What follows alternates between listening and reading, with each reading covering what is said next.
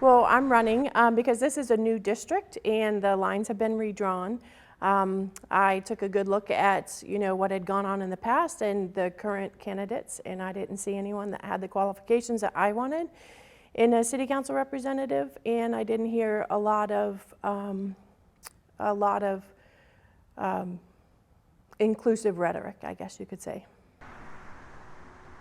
So I think I'm qualified, number one, because I'm trustworthy and I have the intestinal fortitude to do what it takes in the face of adversity to do the right thing for our community. I believe in integration and inclusion.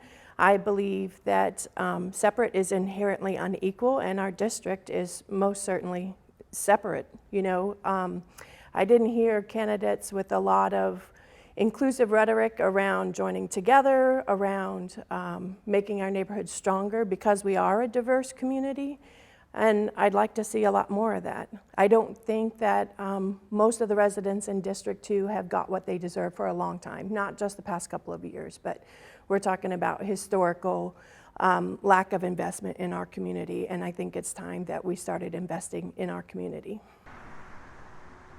So I think it's time for us to move on to the tough love phase. I think that I don't think it's kind to allow people to sleep in the streets and to use the bathroom on sidewalks.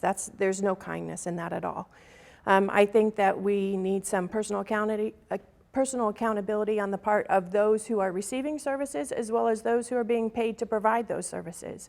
I think that we need real-time, transparent data reporting on what services are available so people can take advantage of them. But then also we need to do the bean counting behind the scenes and see if we're really getting, our money's worth. And if we're not, we need to change those programs quickly, very quickly. So I've lived in Sacramento for 5 years. I moved downtown with my husband. It was going to be our first downtown walkable apartment, and then COVID hit. So we rode out COVID in an apartment in downtown. So we had a front row seat to all of the protests, and that really sort of painted a picture of Sacramento. Maybe that's not as family friendly or as positive as the work that goes on here. But my background is I'm a retired Navy reservist. I spent the first 10 years of my Navy career as a school teacher and a mom, raising my family and doing the Navy part-time. And I spent the second 10 years as an intelligence analyst for Special Operations Command in Tampa, Florida. And I also stood up a unit for special operations on the continent of Africa. So I have a sort of a global view of how things work and what things to look for in a community for safety and for success and democracy.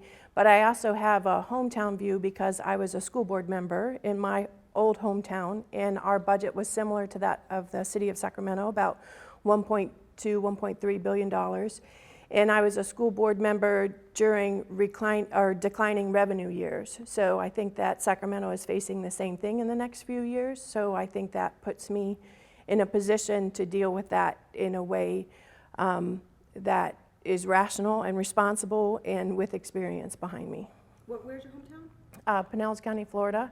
So I grew up in Seminole as a suburban community in Pinellas County. Okay.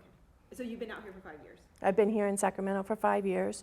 My husband and I both retired from our first careers, and my first place I looked to move was in Maine, in a little coastal community called Bar Harbor, and we lived there for one winter. And then you're like, no. Yeah. And that's a nice summer community.